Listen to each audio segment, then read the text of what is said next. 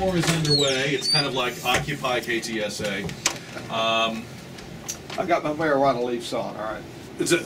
You're on your way out? Yeah. Something we said? Didn't say? Steve Hilbig, who's got the car running in the parking lot. Jim Eskin, who's sitting by the door. JT Streeter seems very comfortable here because, you know, what can happen? You've been here before. JT walks in, they just let him walk right by, you know, they think he still works here. What about this Occupy protest? I've heard people, I don't think they're necessarily people in it, but people observing it and comparing it to the Tea Party. I don't think they really compare. What do you think? I don't. I think it's a generational thing, but I can't get it. I just you don't get the Occupy? I don't get the Occupy. Do you think they're comparable? No. And how are they not? Well, I mean, I guess on the surface one could say, well, they don't like the direction of government, you know, because I guess on the one hand, that they're both mad at traditional institutions. Well, and I guess that they feel that government, that the Occupy folks feel that government is in bed with the big business. Right. And I think and that some people in the Tea Party who feel that way. Well, I think they think the Tea Party people more likely feel that government is big business, and we need to rein down the size of government. And Tea Party people seem to be protecting what they have. Occupy people seem to be about getting what they don't have. Well, you can say it that way. I mean, I think that they think they're being altruistic and saying, gee, we ought to equalize outcomes. Comparable, not comparable? You know, I think we're more... Oh, go ahead. I'm saying we're obsessed with this yin-yang kind of thinking, right? That everyone is going to be an opposite to everything. So they're emotion-driven, I think, as opposed to rationale. Rational thinking. Huh? I really think we're obsessed with yin-yang. Everything. Who's you know, not rational? Huh? Who's not being rational? Both. But I'll pass the JT. Well, I think that they're more comparable to the pinnacle of irrationality. Speaking of it, I think they're more comparable than some of the backers of the Tea Party would like people to think. Give me a couple of examples how they're comparable. I think. And kind of get in front of the mic. Oh, sorry. Okay, so this is how I think that they're comparable. They're both comprised of, well, I think they both started out as a grassroots thing and then quickly became not as grassroots anymore. In the Tea Party, you had business organizations and things like that coming back, Tea Partiers, and social conservatives sort of hijack the Tea Party. I think you're seeing unions quickly come in and hijack the Occupy thing. You know, I think what it started out as is a group of people who were really upset that there was no accountability for what happened with the financial crisis, and there hasn't been. Mm-hmm. The Consumer Protection Agency was created, and then it can't get funded. It can't get off the ground. All these things happen to try and protect the middle class from the general erosion from this corporate oligarchy, and none of them are coming to pass. So it's just that frustration, and it boiled over to these Wall Street protests. Well, now that you're seeing it spread nationwide, the left in America is sort of saying, oh, this is a vehicle. We can use this. We can use this to regain that sort of fervor that we had in 2008. And I think that's how they're comparable. Is that going to work? I don't think that's going to work. I think it could, and I think it just as it was silly to dismiss the Tea Party in 2008, it will be silly to dismiss this movement in 2012. What you're seeing right now is a lot of anger. And I think you're right, Jim. I don't think it's left, right. I don't think it's as didactic as people think it is. I think it's just anger that 1% of America controls 99% of America's wealth. Is there anger about the top 1% pay 40% of the taxes? Right. But I think there's anger too about this, you know, unemployment. And you know, I mean, it's how you kind of really interpret the numbers. Is 10% really 15% when you factor in all those who've given up looking for work, and when you look at, you know, the great northern cities of Detroit and Cleveland and Philadelphia, and you know, unemployment feeds anger more than anything else. This is just a very ugly time in our economy. All right, so really quick before I have to take a break here. If the choices were exactly, kind of, or not at all, which in fact they are the choices, compare Occupy to Tea Party. Steve, exactly, kind of, not at all. I go kind of. Kind of. I keep on agreeing with Steve. I'm kinda.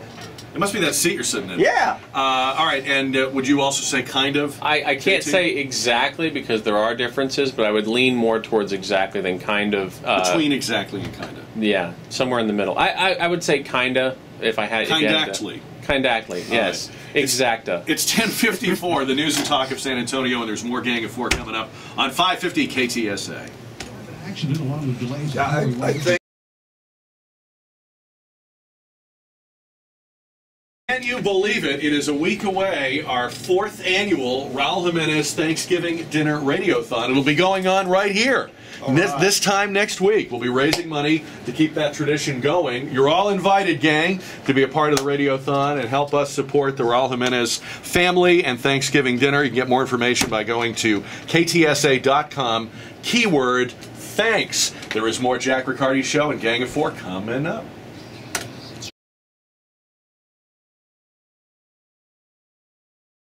He said no. Again, But I mean, it it's was almost different like with him, I think Joe. Republicans or the system want. There's going to be one more. Yeah, that's but not this finished was yet. different. This was a guy who, correct me if I'm wrong, JT, never ever ever gave any answer, but no. At least not publicly, which I thought was so fascinating that the speculation continued, even though he was always so adamant. I mean, he said, I'm going to have to kill myself to stop getting asked this question, which is not only adamant, it's also not very tactful, but he's never been tactful. He's always been brash. Is it possible that he was, I don't want to oversimplify, but is it possible he was like, remember back when we were in high school, the aloof factor, you got the girl by pretending to not be interested in the girl? If history teaches us anything about politics, the American people will love you as long as you're not a declared candidate, time after time. So did he just play this the was cool a very game? good investment as a political entrepreneur, and to set the stage if he wants to be a VP now or wants to be 4 to 8 years, wants to run for president. This was very savvy chessboard playing, but time and time again, everybody loves you as long as you don't declare. Well, to defend him a little bit, though, I mean, when you have Ken Lagone, the founder of Home Depot, and other high-profile, well-heeled people saying, we're going to push as hard as we can to get this guy in. Yeah, I mean, I don't think it was a news conference totally of his creation. I think that the media... Oh, but wait a minute, Steve. He could have just said... my answer continues to be no. I mean, you don't have to hold an announcement of no. I'll give you that. I'll give you that. But I mean, Donald Trump, I mean, my God, was that any worse than Donald Trump? Well, look, I like Chris Christie. I'm not putting him down. I think he's much more serious than Donald Trump. But my point is that I'm trying to figure out whether he got a little bit carried away or whether he just showed us the new way to declare. But he got a lot of help in being carried away. Is this the new way to run for president? This is a theater. I don't think he got carried away. I think everyone else got carried away. Look at the aftermath of this crazy news conference. People are analyzing and dissecting. Well, was there ever a point where he thought about it? Well, maybe here he kind of thought about it. Well, did you hear all the reporter questions? They asked him every way they possibly could. It's nutty. It's just wild. And then Sarah Palin sees it and goes, oh, I can get publicity doing this. And then the day after, she does it too. I mean, it's the wildest week I've seen. Didn't her, but hers unfortunately collided with Steve Jobs' passing. I don't think she didn't get nearly the bump out of that or the attention out of that. Wasn't her announcement pretty anticlimactic? I mean, it wasn't even an announcement, right? It was just a statement. Well, she went on to a couple of different shows, and then on a couple of different. But she didn't hold a big event. Well, that's kind of a big event, getting on national television and 3 different things. But I guess that's not a big event for her anymore. But she was just like, yeah, I don't want to make this about me. She could make it more about me as a non-candidate. But again, I come back, I think the driver, I think nobody wants to close the door to the other. I think Democrats, Republicans, people in the media, political junkies want one more candidate to jump in. The field is not I'm going to need a bigger yet. TV to watch the debates if they get any more candidates. Well, I'm just saying, they all look like they're about a ½ an inch tall. Well, but we want a 2-incher. Jack, we want a 2-incher. 9999. I say Baker's dozen. All right. Rick Perry got into some trouble this week, or he didn't really get into some trouble. There was an attempt by the Washington Post, I felt, to make a story or do what we used to call enterprise journalism. I'm not sure it was very successful, and it's the story of this hunting camp and the name painted on the rock and all that. And, you know, at the end of the day, I don't know, I feel like I know less about this than I knew to start with. It was like an article full of questions, and most of them weren't answered. And I think if you ask the average person, they've kind of vaguely heard about it, but do we know what his connection was to that name, or what did is he the one that painted over the name? Or I mean, how has that story, in the opinion of you guys, how has that story either advanced our understanding of Rick Perry, or retarded our understanding of Rick Perry, or is it damaging him, or is it something we'll forget about? What do you think? I just think it was, in my biased view, being a Republican, I think it was... Are you a Rick Perry supporter? No, I mean, I'm not throwing my support, because as a judge I can't do that. But I'm not throwing my support behind anyone. But I think it was an attempt to take down... Are you running for something, Jack? I will support me. I'm All sorry, right. go ahead. Yeah, I'll have to resign my commission, but I think it was, you know, a further attempt... You think? Yeah, I mean, that's all it was. Come on, I mean, anonymous sources, and we heard this, and it was another attempt to take him down, and just to cause consternation for the front runner. I would kind of agree with you, I think, JT, because it was just a poorly done story. If they'd taken their time with it, maybe they'd have gotten somewhere.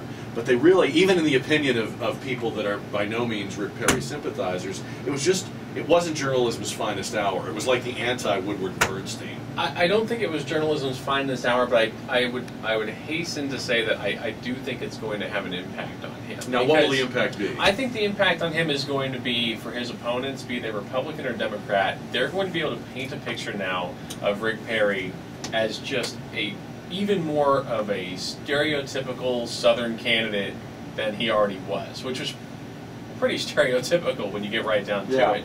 But now they can throw the race card in there too. And whether it's true or not, whether it's painted over or not, it doesn't matter. The perception damage is already done.